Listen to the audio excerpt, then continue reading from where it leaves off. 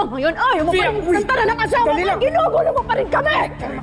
Kalma ka lang, Pia. Hindi ako kakalma! Ano? Hahayaan ko na lang na agawin ka sa akin ng babaeng yan? Gano'ng katagal na ba kayo nakikita, ha? Pia, ano pa pinagsasabi mo? Walang ganon nangyayari sa amin. Sinungaling! Maniwala ka sa asawa mo. Wala kaming ginagawang masama. Kung wala, bakit pumunta ka sa bahay namin, ha? At bakit nandito ngayon si Chris? Patawad, totoo na nagpunta ako sa bahay ninyo. Pero meron akong ibang pakay.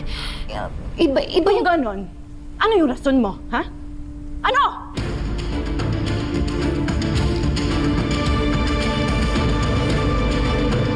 So na hindi ko talaga masabi. Tingnan mo na.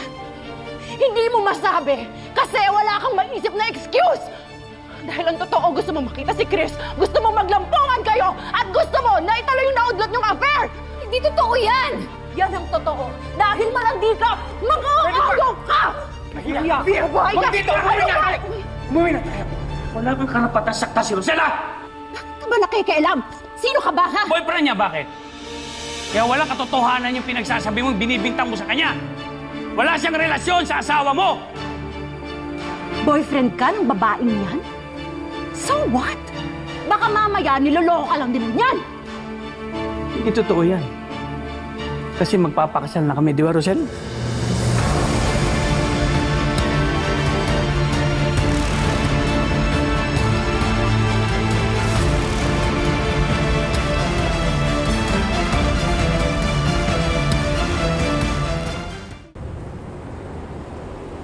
Oo.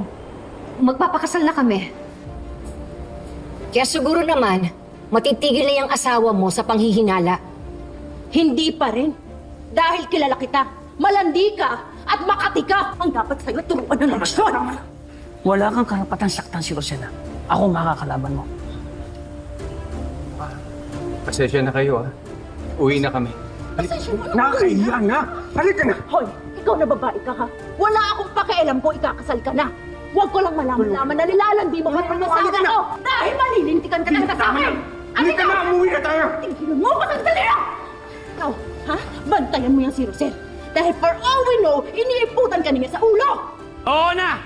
Di ko kailangang opinion nyo. Sige na!